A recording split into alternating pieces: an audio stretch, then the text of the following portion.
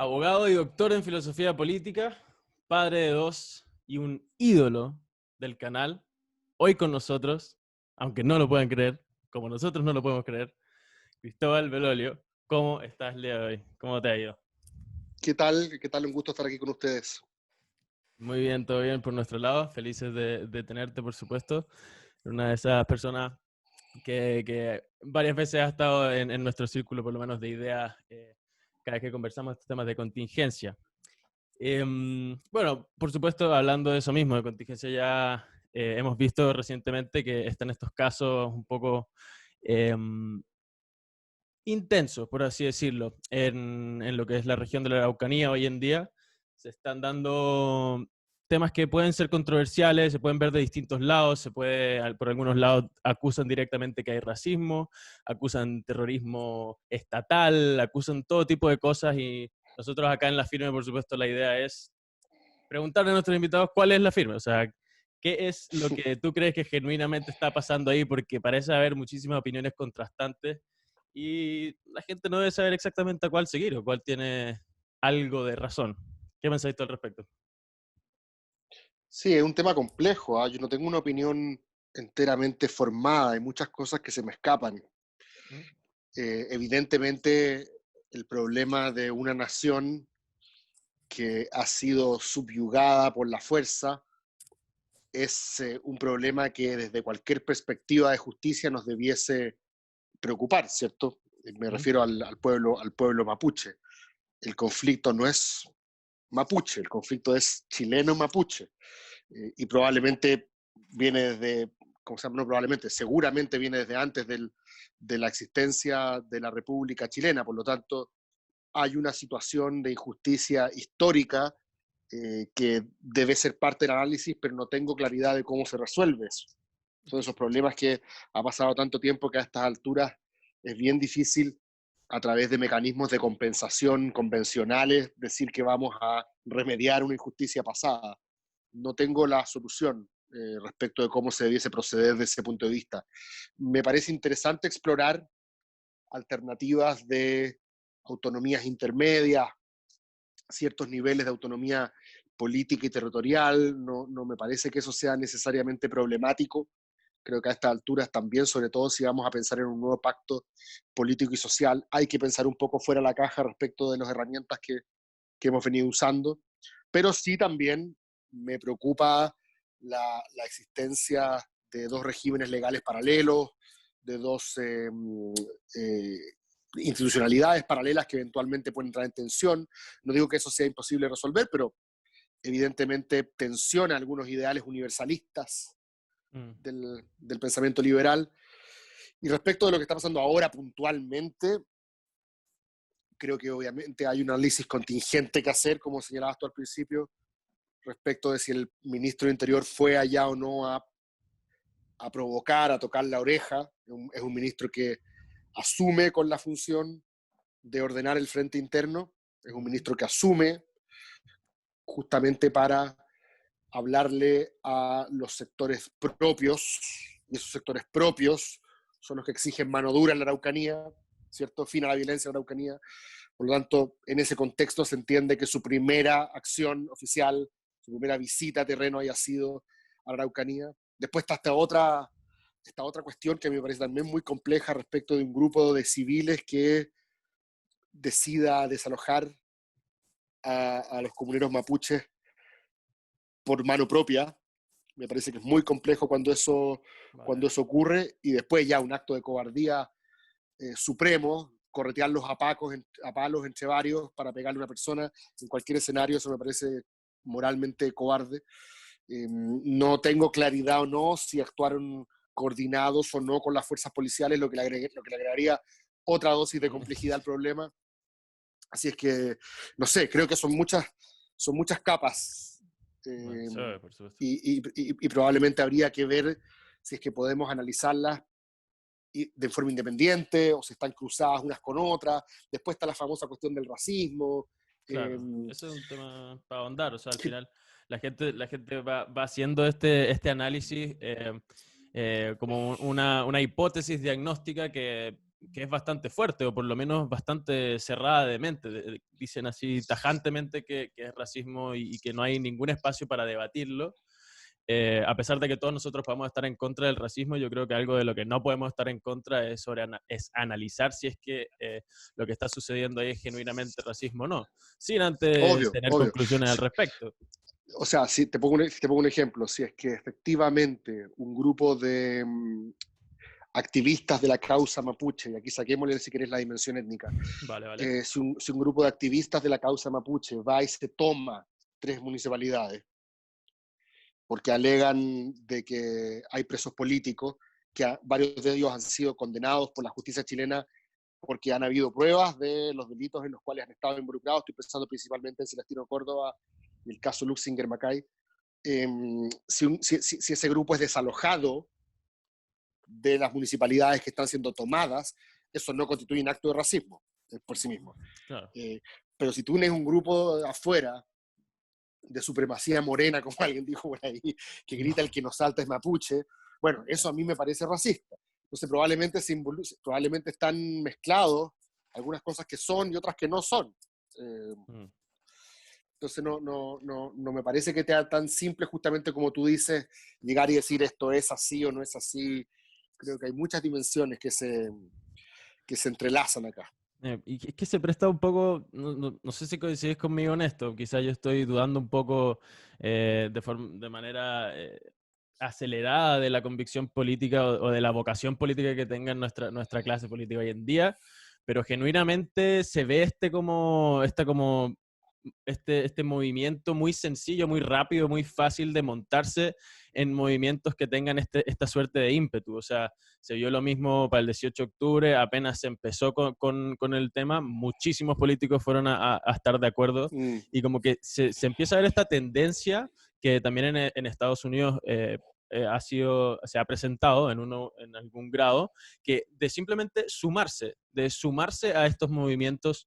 Y si Sí. bien pueden tener la razón, porque yo quien soy para decir que no la tienen, a mí por lo menos me daría un poquito más de tranquilidad si es que los políticos se tomasen un poco de tiempo antes de rajar ¿sabes? El tema de decir, ¿sabes? Que esto es así y es así, chao, y ser intransigente al respecto encima. Entonces, Sí, pero es que los políticos no ¿qué hacen pensás tú eso. de eso? Si tú lo veis genuino, lo sientes como Es que, algo es que los verdadero, políticos, la gente que se dedica a la política profesional ¿ya?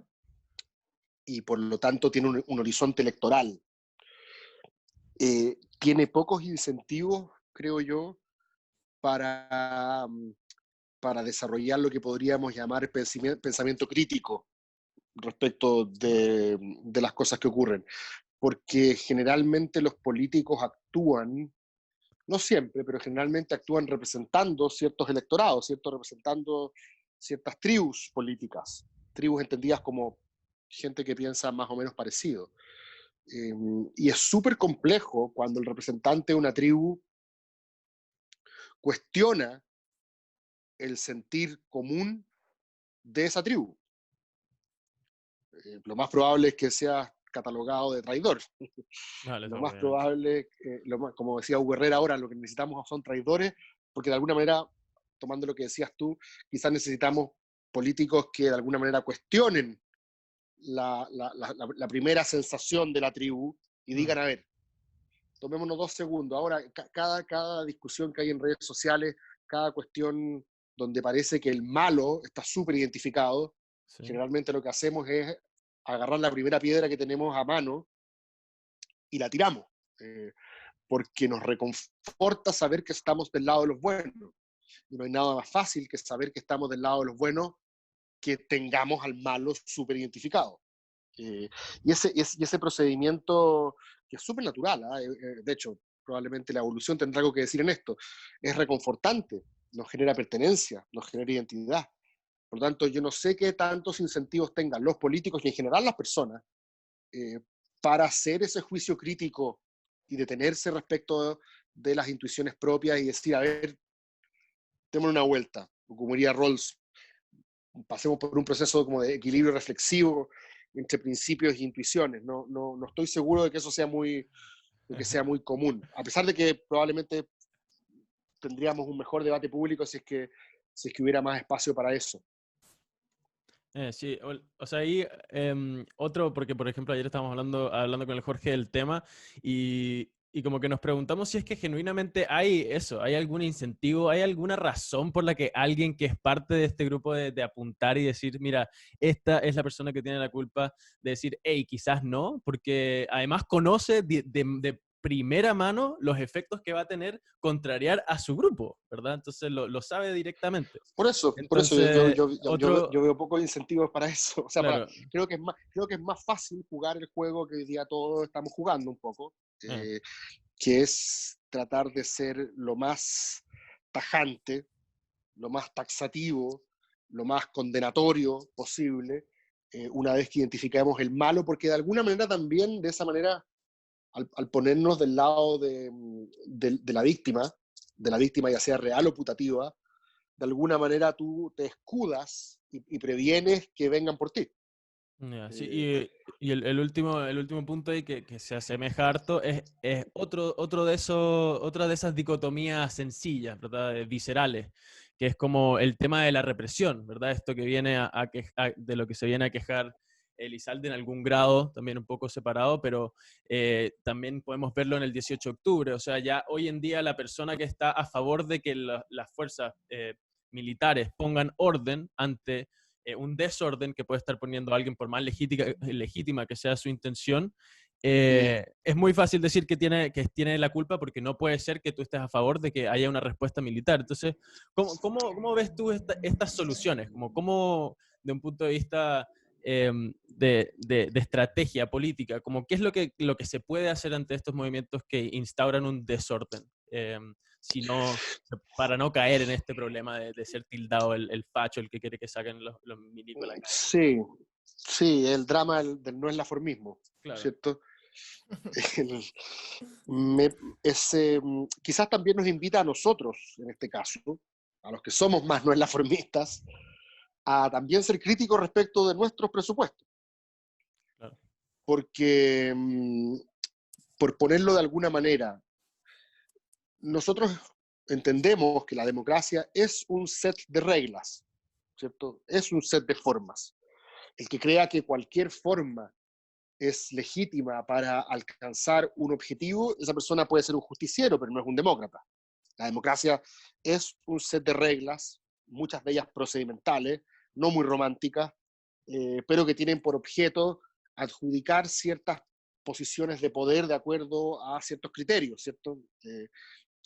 Y lo que quizás habría que cuestionarse desde nuestra perspectiva, desde el no eslaformismo, Ujú. habría que preguntarse hasta qué punto de vista, o sea, hasta qué punto esas formas, esas reglas, esas normas son percibidas como profundamente injustas, materialmente injustas, sustantivamente injustas, porque formalmente son justas, ¿no es cierto? Claro. Esas son las reglas que nosotros nos dimos, pero probablemente hayan ciertas nociones de justicia material o sustantiva que sean profundamente antitéticas a la manera como esas formas distribuyen, organizan el poder. Un poco tener en cuenta siempre que la norma es una ficción que nos damos los seres humanos para poder llevar la fiesta en paz. Pero a veces la realidad toca la puerta con tanta fuerza que se echa la regla, que es lo que sucede en general en la historia cuando la violencia, la revolución, que puede ser muchas veces justificada por anhelos nobles y profundamente afincados en el corazón humano, libertad, igualdad, y cuando se echa abajo la puerta de la regla y se construye un nuevo sistema de reglas, muchas veces se considera que el anterior era profundamente abusivo e injusto, ¿cierto? Y empieza a funcionar uno nuevo. La pregunta es si es que estamos o no en Chile en un momento de esas características. Dicho de otra manera, Sí. si es que las reglas, las normas, las formas, para volver al no eslaformismo, que tenemos, de alguna manera lo que están haciendo es constreñir expresiones de voluntad popular que ya es imposible seguir conteniendo porque transmiten una percepción de injusticia muy compartida. A mí lo que más me llamó la atención, y esto lo digo también haciendo una reflexión crítica sobre mí, no es laformismo.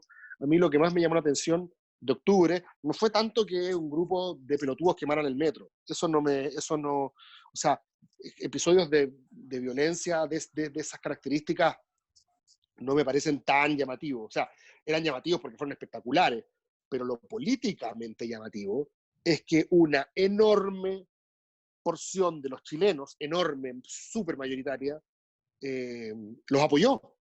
Les pareció que lo que estaba pasando estaba bien. De alguna manera, esa justificación, esa condonación, esa contextualización de la violencia fue masiva.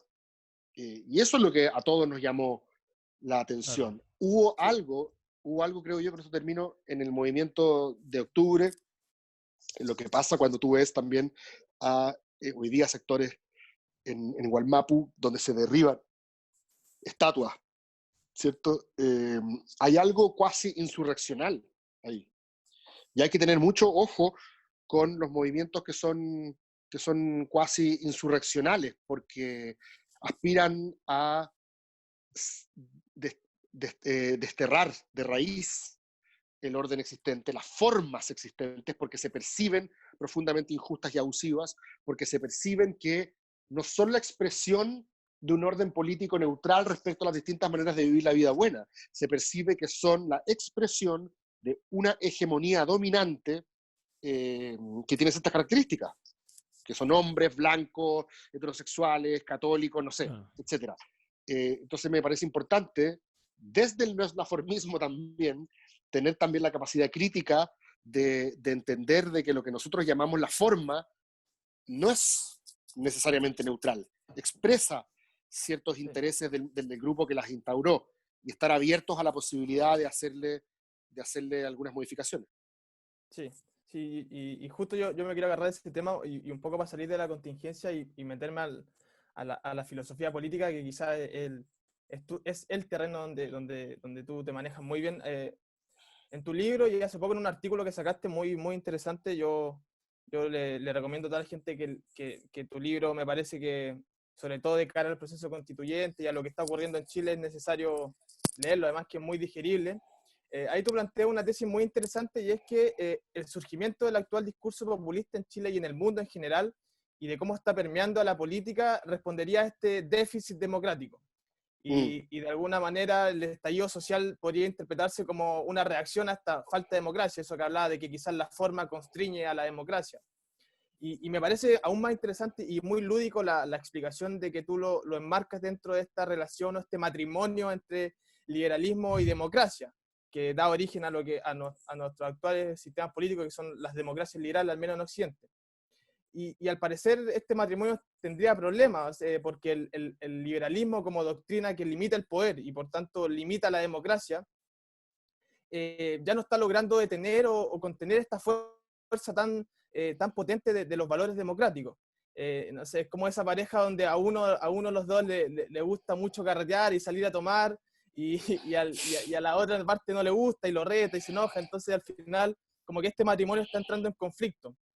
sí, Entonces lo que yo ahí, no sé, soy escéptico a interpretar esto como que es necesario más democracia y menos liberalismo, si esa podría ser como una interpretación, porque me parece que, como decía de Toque, hay que ser escéptico de la democracia. La democracia tiene muchos errores. sí, La democracia no siempre funciona bien en todas partes. La voluntad soberana sin límites de Rousseau no necesariamente lleva algo bueno, y eso en la historia está probado. Entonces mi pregunta ahí sería, ¿cuáles son los costos de concebir como normativamente al populismo como un déficit de democracia y como una reacción al exceso del liberalismo?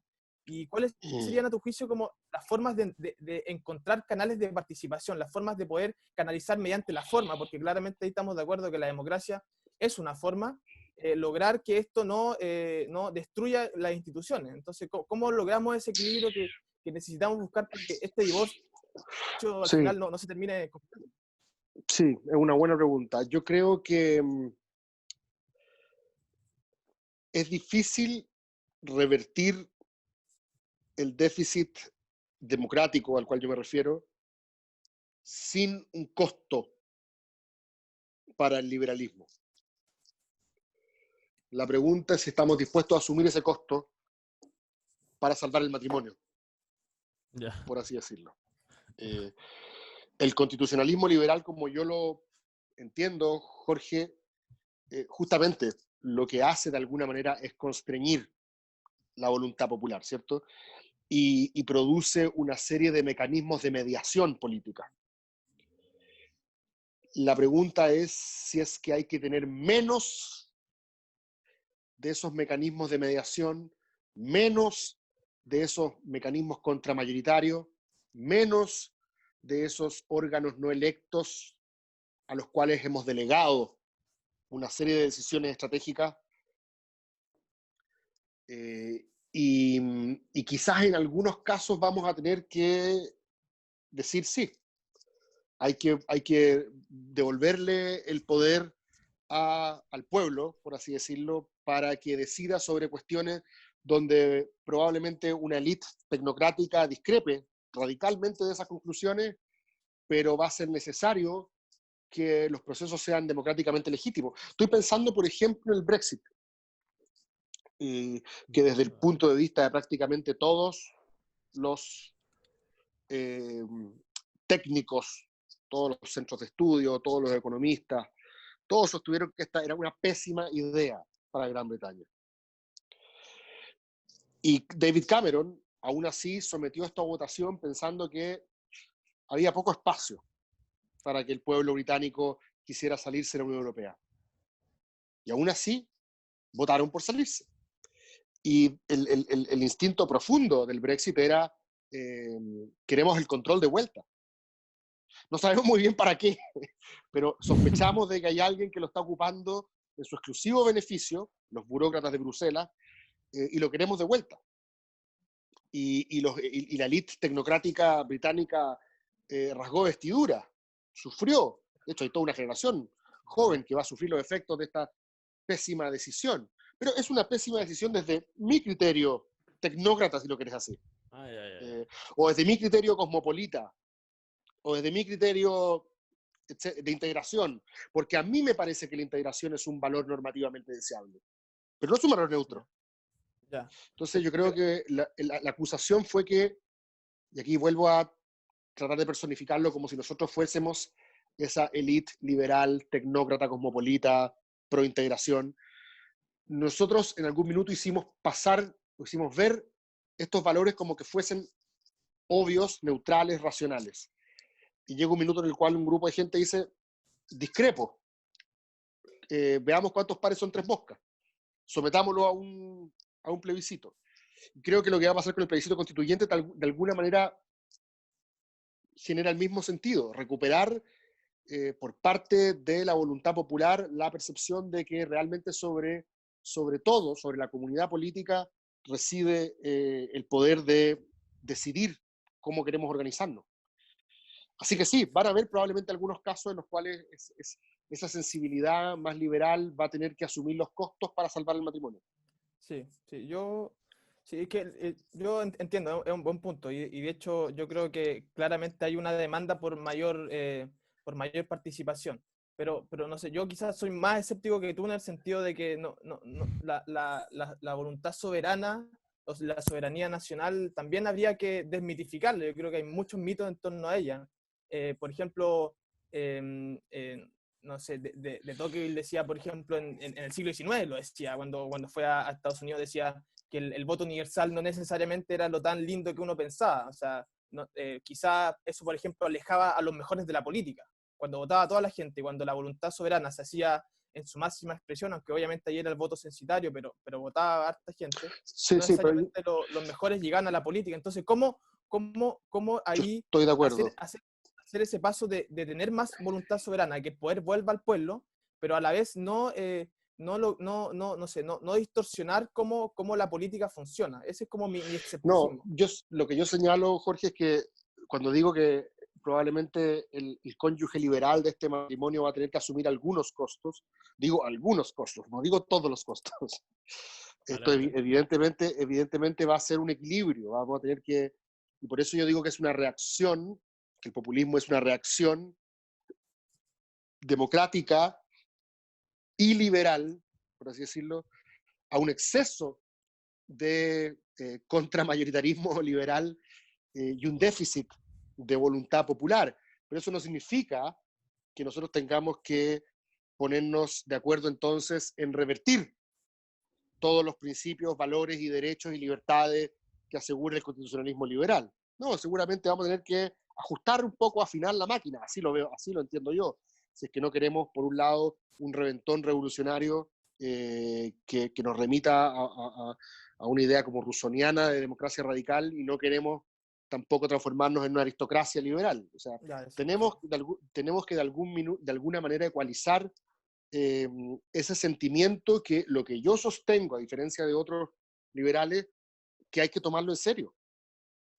No hay que, ¿cómo se llama?, descartarlo o despreciarlo como si fuese la voz de los burros contra los inteligentes. Me parece que hay que procesar ese sentimiento. Y en parte, cuando tú me dices como una solución más, esto ya no tiene que ver quizás tanto con el terreno de las ideas, pero sí tiene que ver con el terreno de los elencos. Creo que también esto se soluciona en parte promoviendo la percepción, la realidad y la percepción, pero las percepciones siempre terminan siendo más importantes que las realidades. Transmitiendo la percepción de que los elencos que van a conducir los procesos políticos en los próximos años no pertenecen a la misma élite. Creo que parte del hambre populista, por así decirlo, se sacia cuando tú eres capaz de mostrar que aquellos que están conduciendo los procesos políticos tienen trayectorias vitales similares a las que el pueblo tiene. Y cuando hablo pueblo, aquí estoy pensando en una visión no monolítica, homogénea, estoy pensando pueblo como todo aquello que no es élite. Todas trayectorias vitales que son muy distintas, muy diversas, pero que de alguna manera se conectan en su dolor porque sienten que han sido o están siendo abusadas por una élite, ya sea política, económica, cultural, académica, científica, intelectual, la que tú quieras, de clase, de raza. Y me parece importante que en ese sentido Chile pueda avanzar hacia un modelo en el cual no tengáis de nuevo un gabinete del verbo divino. Te lo digo yo que vengo del verbo divino. O sea, decir como menos, es que es verdad, menos de nosotros. Sí, y eso es un punto que ha hecho Juan Pablo Luna, y yo lo comparto. A mí me parece, por ejemplo, que lo que hace Hernán Larraín Mate al dar un paso al costado de Bópoli, esto no lo dice públicamente, pero está inspirado en ese mismo diagnóstico. Él dice: yo hoy día, bueno, por mi nombre, le hago mal a Bópoli, porque es mejor que haya aquí una mujer, que haya aquí alguien que venga de otra extracción social. Yo sé que es súper complejo, porque a uno que le gusta participar dice: puta, ¿por qué me tengo que salir yo? ¿Cierto? Pero la pregunta es, bueno, quizás no salirse, pero ser lo suficientemente consciente de que si queremos que este proyecto político llamado Chile se construya legítimamente en los próximos años, hay que tener en cuenta que no siempre se puede ganar. Hay que abrir espacio a dar paso al costado. Hay que dar espacio al silencio también. Sí, no, yo creo que, y en este desafío las élites han tenido una labor que necesitan mejorar y se están viendo en problemas. Y un poco pasando al tema constituyente, que nuevamente remite a otro libro tuyo que yo encuentro muy, muy interesante. Otra invitada. Sí, quiere que le lea. Que remite a algo que dice Carlos Peña y que a mí siempre me ha llamado mucho la atención. Y es esta idea de que los procesos constituyentes siempre están presos de una paradoja.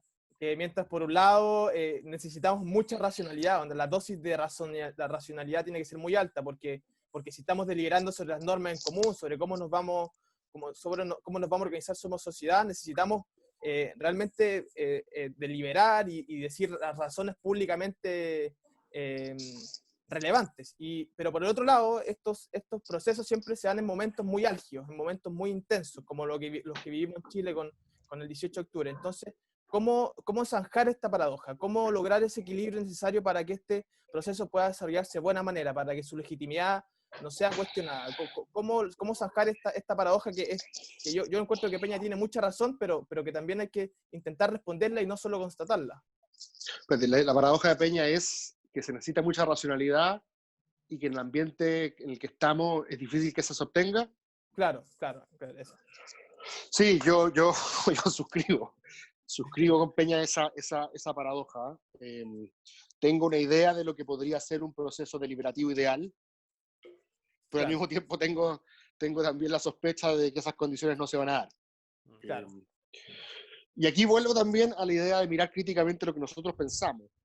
Mi idea de deliberación política, probablemente en un sentido ideal, en un sentido liberal, tiene que ver con la capacidad de individuos racionales que, independiente de sus intereses particulares y sus pasiones particulares, independiente de sus trayectorias de vida particular, sean capaces, por así decirlo, de universalizar la norma. ¿Cierto? En esta idea tan kantiana de decir, bueno, aquí más allá de lo que a mí me pasó, lo que yo viví, la idea es que seamos capaces, tú y yo, de sobreponernos de alguna manera a nuestras particularidades y establecer los contornos del poder político con una textura universal, por así decirlo. Ese es como yo entiendo un proceso deliberativo ideal, y llegar a acuerdos y a consensos en base a nuestra racionalidad común. Pero el populismo, la manera populista de entender la política, apunta en una dirección distinta, que es la de que esa deliberación es una quimera, en esas condiciones de racionalidad abstracta, este individualismo donde no estamos determinados por nuestra manera particular de ver la vida a partir de nuestra experiencia, de nuestras pasiones, de nuestros intereses, y la política finalmente se reduce a un gallito de fuerza. Mis intereses contra los tuyos. ¿Y podemos calmar nuestras pasiones? No, probablemente una vez más tengamos que encontrarnos en el medio. Probablemente tengamos que recurrir a Martha Nussbaum y a Elizabeth Anderson y a las filósofas liberales que han sido capaces de incorporar esa dimensión en las teorías de deliberación. Es decir, de qué manera podemos tratar de apuntar a normas universales que reflejen la racionalidad común, pero también reconociendo de que la política es, desde Maquiavelo en adelante, una confrontación antagónica, donde muchas veces hay posiciones contrapuestas, y esas posiciones contrapuestas tienen mucho que ver con la materialidad de sus vidas. Y va a haber que estar pendiente a esa dimensión, por ejemplo, y aquí esto lo incorporo como una posibilidad, de mecanismos de representatividad por presencia, y no por mera evocación de principios o valores. A este lado los de la igualdad, a este lado los de la libertad, a este lado los de la justicia. No, probablemente va a tener que ser mujeres, mapuches, jóvenes, viejos. Tú dirás, bueno, pero eso se parece mucho a un corporativismo. Hasta cierto punto vamos a tener que buscar un equilibrio para que las personas sientan que quienes están tomando las decisiones y quienes están decidiendo cómo se organiza el poder, tuvieron una vida más o menos parecida a la suya. Más o menos parecida a la suya. Porque si solamente van a decidir, aunque a mí me encantaría de alguna manera que esto se decidiera con puros expertos en derecho constitucional, si son puros abogados expertos en derecho constitucional, me da la sensación, o puros representantes tradicionales de partidos políticos, me da la sensación de que va a ser difícil entregarle a la gente la percepción de que esto está recogiendo las trayectorias vitales de la complejidad y la diversidad de la población. Hay que quizás apuntar a algo que combine representatividad por ideas, por evocación de principios, pero también por presencia. Y por eso en ese sentido yo creo que es bueno la paridad y los escaños reservados para pueblos originarios, porque vamos a tener que encontrar un equilibrio. Claro, precisamente ese es un tema que yo creo que subyace un poco al debate constitucional, porque si bien todavía no se ha decidido el tema del apruebo, por supuesto, existe eso debajo, o sea, se escucha a los diputados de repente tirar eso así como un mensajito secundario, un mensaje subliminal ahí, pero se escucha mucho de que se va a hacer este esfuerzo por el tema de la paridad. Y uno tiene que ser claro al respecto, o sea, muchas personas, desde figuras públicas, pensantes como Jordan Peterson, por ejemplo, promueven esta idea de que las personas tienen que ser consideradas por el mérito que tengan, por el aporte en realidad que sean a la sociedad, más que por el género, el lugar donde vivieron, la circunstancia en la que vivieron, sino sencilla y llanamente a través de un proceso de total libertad de proponer su proyecto político en caso de la política y de ser aceptados o no. Entonces, igual también es un argumento que se hace mucho, por lo menos en las páginas, algunas páginas simplistas de Instagram, libertarias, que dicen así, no paridad nomás por lo mismo, por simplemente hacer lo mismo que se hacía con las otras cosas de colgarse nomás en la moda. No, yo Pero lo entiendo. genuinamente, ¿cuál es el análisis ahí? Como, ¿qué le dirías tú a un libertario, a un liberal libertario que te dice, ¿sabéis que nada que ver la paridad? No estoy de acuerdo con eso. A ver, yo entiendo el argumento de Peterson. Yo, por ejemplo, en materia de libertad de expresión, no me compro por lo menos la versión radical que dice que todo lo que tú dices tiene que ser analizado desde tu identidad y sin tomar en cuenta el argumento. Me parece que no vuela. Pero me parece también que tenemos que aprender que hablar desde ciertas tribunas y desde ciertas posiciones es distinto que hablar desde otras. Y que hay, ¿cómo se llama?, asimetrías históricas y estructurales. Eso es así. La pregunta es cómo podemos ir, por así decirlo, en el camino sin sacrificar justamente lo que hemos conseguido desde el punto de vista de la civilización liberal, que es la que, ¿cómo se llama?, respeta al individuo, a su argumento, a su razón, sin tener que comprarse necesariamente que todo eso es una construcción hegemónica de clase, pero Claro. sí abrir la posibilidad de que, bueno, hay ciertas situaciones en las cuales ciertos grupos la han tenido mucho más difícil. Yo no sé si Jordan Peterson dice lo que dice porque él es un hombre blanco, pero no me lo compro enteramente de que eso determine todo. Pero curiosamente, aquellos que hacemos esos argumentos provenimos de contextos más o menos privilegiados. Usualmente. Arroba verbo divino. Claro, es distinto, por ejemplo, y a mí, no sé, a todos yo creo que nos va a pasar en algunos contextos. Es distinto, o yo me siento distinto cuando hablo aquí en Chile, que de la manera como me sentía cuando vivía afuera. Cuando era un latino en Inglaterra, esa era probablemente mi identidad. Claro. Y yo hacía argumentos mucho más identitarios de los que hago acá. Porque acá yo siento que yo como soy la identidad hegemónica, no juego esa carta. Probablemente la carta que digo es que mis ideas son las que expresan la racionalidad, independiente de cuáles han sido mis trayectorias vitales. Pero quizás probablemente si mi historia fuese muy distinta, si yo fuese una mapuche lesbiana en situación de pobreza y con discapacidad, y como se llama, llegando al extremo, al paroxismo, la idea de la opresión interseccional, probablemente mi visión de la vida sería distinta. Claro.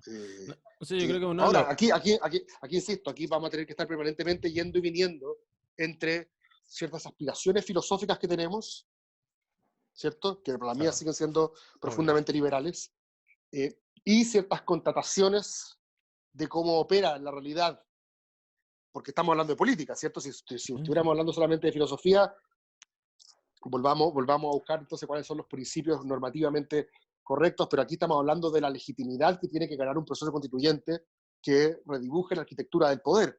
Y por eso me interesa no solamente que esté de acuerdo a la coherencia filosófica de Robert Nozick, sino que me parece importante que tenga, ¿cómo se llama?, a la vista, cómo en la práctica se generan asimetrías de poder y cómo hay que corregirlas, porque si no va a ser poco sustentable. Sí, y bueno, hablando también, por supuesto, de la sustentabilidad, por así que queremos lo sostenible que va a ser este resultado.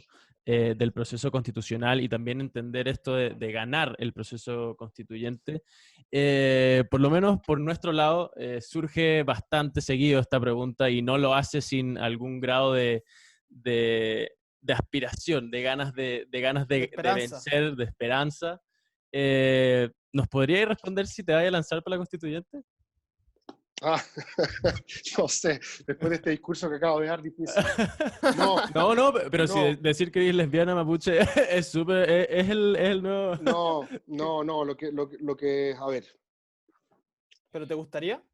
uno tiene que aspirar, obviamente, a representar a quienes, y en este sentido yo sí me compro el argumento de la representatividad por presencia. Vale. Me sentiría súper poco honesto si me fuera a representar una zona, no sé, pues, de Aguita.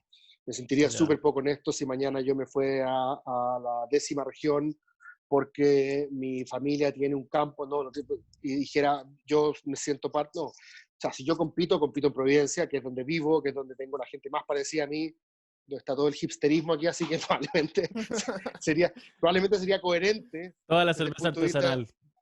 probablemente sería coherente desde el punto de vista identitario. Vale, vale. Hoy día me siento tan distanciado de las distintas tiendas políticas que hay, que seguramente la parte de la ingeniería electoral sería un problema. Hay que averiguar bien cómo opera esto en lo laboral, porque no tengo mucha claridad cómo va a funcionar esto ahora. Yo tengo una carrera académica que me da, ¿cómo se llama?, mucha alegría.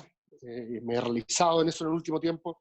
Claro. Así es que no lo sé, pero tampoco le quiero sacar el poto a la jeringa por susto o por miedo a que el diálogo esté muy crispado o muy polarizado.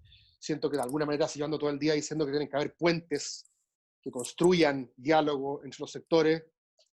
No ¿Quién sé, es el pues a veces me ingeniero? siento como un poco, me siento políticamente comprometido a poner el pecho, pero también después me pasa lo otro, que digo, no, quizás sea mejor que sea otra persona, ¿cachai? Quizás una lista en la cual también vaya una mujer que tenga ideas similares y eventualmente por el mecanismo que va a haber al final de redistribución de los votos por la paridad pueda salir ella en vez de, en vez de yo o de mí, no sé cómo se dice. Pero eso se verá, vamos paso a paso. No he tomado la decisión todavía. Sí. No he tomado la decisión ni que no ni que sí. Una cosa ahí también que es muy pertinente respecto a si te postularía o no, es la cuestión generacional, que tú también has escrito sobre esto. ¿Tú crees que el proceso constituyente va a acelerar este proceso anterior de renovación de la política, o más bien ese proceso es espontáneo y va sucediendo con el tiempo? Quizás podría haber un cambio aquí, un quiebre respecto a si nuestra política va a empezar a tener una generación más nueva, con ideas nuevas, con una generación renovada. No, la nueva generación ya llegó. La renovación se produjo. La renovación se produjo en términos simbólicos el 2011 y en términos efectivos el 2017. O sea, cuando tú tienes una nueva coalición que entra a disputarle políticamente la hegemonía de la izquierda y ves con la composición del voto de Beatriz Sánchez versus el de Guillé, tú puedes claramente identificar en el Frente Amplio una fuerza generacional. Más allá de que haya gente que participa, o sea, que sea mayor, me parece que la evidencia es bien clara en ese sentido. Evópolis es un partido post-Pinochet. Lo que pasa es que hoy día ver un tipo de 40 años, 45 años, no nos parece muy renovación, pero esos fueron durante los últimos 15 años, estuvieron hablando de renovación, probablemente les llegó cuando ellos ya son más grandes, pero la renovación ya se produjo. Algunos de los actores más importantes de la política chilena hoy día pertenecen a la generación que yo llamo 2011 céntrica. Felipe Kast, Jaime Belolio, Giorgio Jackson, Camila Vallejo, Gabriel Boric. Así que sí, yo creo que la renovación ya se produjo. Ya. Y Pero por lo menos, la vieja por lo generación menos, igual puede sí, es que resistirse y volver a postularse. va a haber un periodo de cohabitación, sin duda. Y probablemente en ese periodo de cohabitación, los que más sufran, por así decirlo, sean los que están en el medio, la generación X. No sé, te pongo un ejemplo. El próximo presidente de Chile podría ser Lavín, y después podría ser Boric o Sharp. Y si eso es así, uno se saltaría toda una generación. Pasaría de la baby boomer directamente a la millennial, habiendo saltado toda la X. Entonces, evidentemente la X es la que hoy día enfrenta más problemas porque su generación fue infantilizada sistemáticamente por sus padres, porque los padres eran los héroes de la transición, entonces tenían muy poco espacio para entrar, y cuando ya se estaban metiendo en la cancha, me acuerdo en 2009, por ejemplo, la segunda vuelta, Frey pone como caras de su campaña Carola Toá, Lagos Weber, Orrego, toda la generación X de la concertación, y no alcanzan a pasar ni 2 años, y llega el 2011 y los jubilan a todos. Entonces, como que de alguna manera esa es la generación que quedó en el limbo. Pero no sé, vamos a ver, yo siento por lo menos que ya la necesidad de renovación en lo estrictamente generacional está más o menos satisfecha. Es distinto eso a decir que no haya todavía una demanda de renovación, por ejemplo, de las élites, porque creo que mucha gente sí percibe que Evópoli por la derecha o RD por la izquierda sí efectivamente son renovación generacional, pero no necesariamente renovación de élites, en la medida de que ven, o de élites, en la medida de que ven que son personas que provienen del mismo crisol cultural que los padres. Que es obvio. No se ven personas particularmente diversas a pesar de que tengan 20 años menos. Sí. Y hablando de personas poco diversas, sobre todo en su reincidencia consistente en la cultura chilena, y bueno, para qué decir, la presidencia chilena, podemos ver, por lo menos los que se consideran liberales, pueden ver a Piñera desde distintos lentes, en realidad. O sea, hay muchos que pueden decir que en algún momento fue bueno, pero yo creo que las cosas están tendiendo mucho más hacia opinar que Piñera en cierto grado le está haciendo un daño bastante pronunciado a lo que son las ideas del liberalismo. ¿Por qué? Porque se entendió con que ganase esta elección y que la ganase por una sacada de chucha más o menos, ¿cachai?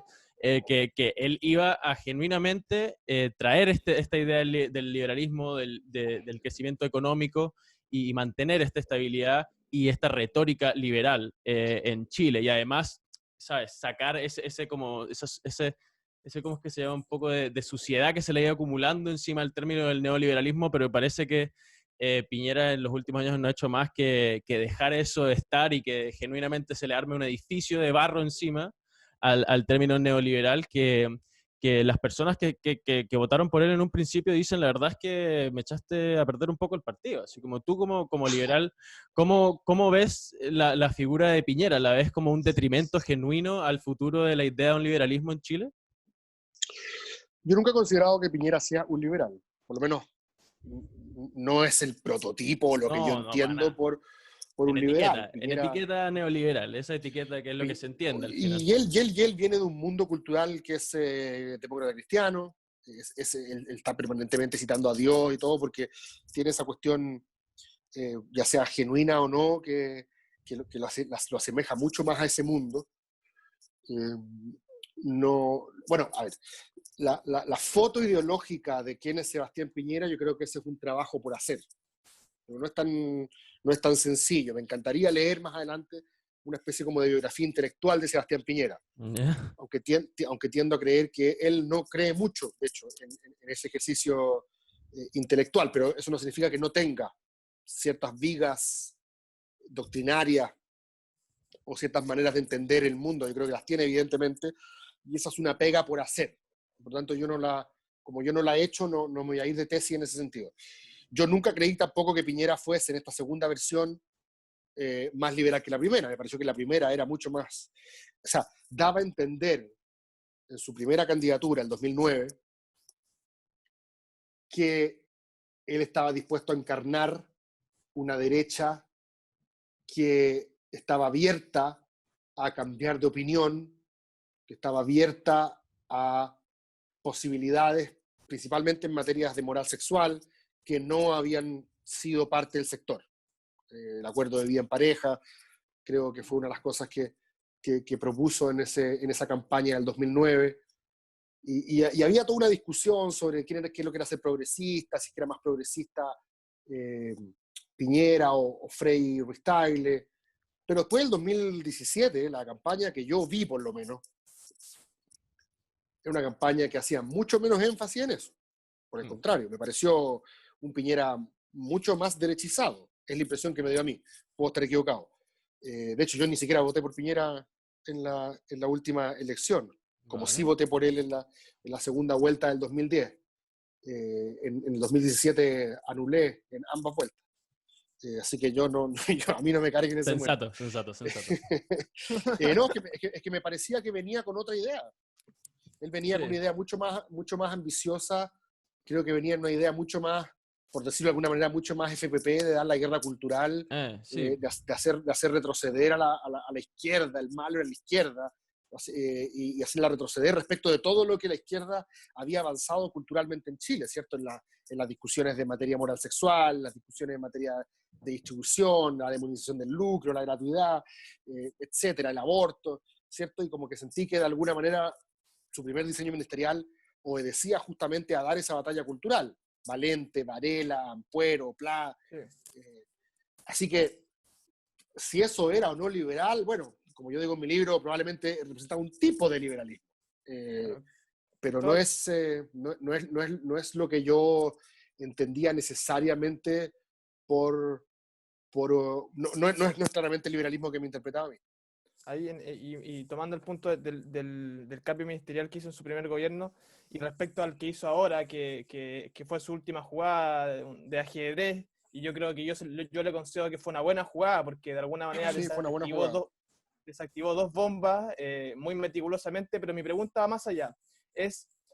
Piñera no entendió, por ejemplo, lo que tuvo que hacer en el primer periodo cuando tuvo que traer los pesos pesados y trajo a Chadwick, y ahora trae a Víctor Pérez. Y no sé, y los que saben de política saben que tanto Chadwick como Víctor Pérez no son hombres firmes, sino que son burócratas. Están sentados Víctor Pérez está sentado desde el 90 y tiene la silla marcada, o sea, ya no. Entonces, al final, Piñera pudo ser más visionario y decir, tengo que poner ahí un hombre fuerte, casi como que un primer ministro, para yo retroceder un poco, para darle poder, para darle liderazgo. ¿Era esa una jugada de alguna manera viable? Uno hará con los bueyes que tiene. Muchas de estas cosas, originalmente uno piensa que obedecen a sesudos diseños y a veces uno tiene que jugar con lo que hay. Y yo creo que dentro de lo que había, la jugada de Piñera tiene una cierta racionalidad. Y la racionalidad que tiene es que va a cubrir los flancos complicados que tenía, que era justamente la UDI y RN, y le dar el gusto, por así decirlo, a ambas almas de cada partido. Pone un duro de la UDI como Víctor Pérez, y pone a un moderado de la UDI como Jaime Belolio, pone un duro de RN como Alamán, y pone un moderado de RN como Deportes. Así que de alguna manera cubre todas las bases, y hace que Bópoli pague el costo. Es cruel, es irónico, ¿cachai? Que terminéis premiando a los dos matones que le hicieron bullying al partido chico, pero así funciona la política. Y respecto de Chadwick y Víctor Pérez, yo no concuerdo que Chadwick sea un burócrata.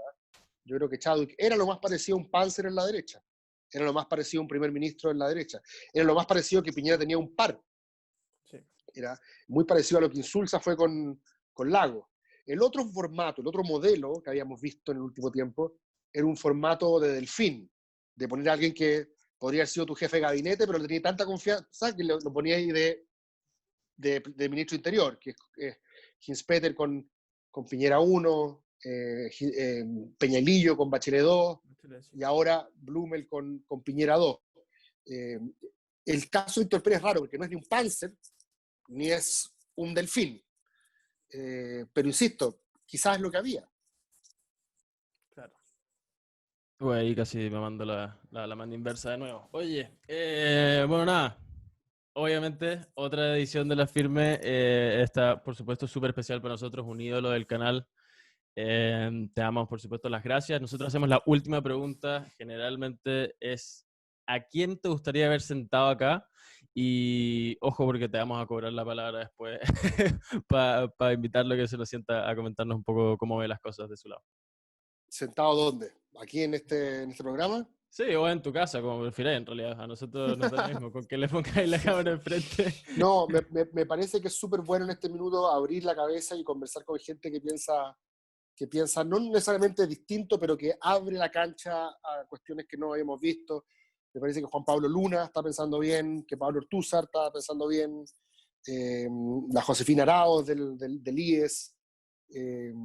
Me parece que, bueno, hay gente que allá afuera, estoy pensando más en política, pero fuera de la política obviamente hay mucha gente que me parece interesante. Yo tengo un programa de radio también y he entrevistado a Daniel Lowe, a la Maisa Rojas, a Isabel Benque, a la Diana Urenque, a Eugenio Tironi, a Oscar Landerreche. El fin de semana pasado entrevisté a la Cote Cumplido, historiadora. Así que tratar de salir un poco de los nombres clásicos y buscar algunas voces que nos ayuden a pensar, que nos ayuden a salir de la comodidad. Sí, pues eso es precisamente lo que nosotros intentamos impulsar acá. La idea es como escucharnos, a pesar de la manera en la que pensemos.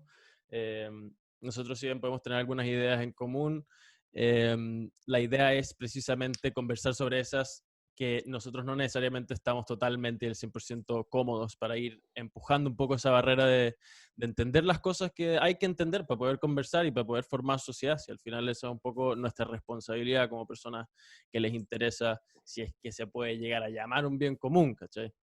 En efecto. Entonces, nada, ya no nos queda nada más que darte las gracias a ti, las gracias a tu hija por saludarnos brevemente, las gracias a Jorge ahí en La Serena, y bueno, quién quita que algún día volvamos a hablar acá en otra edición de La Firme.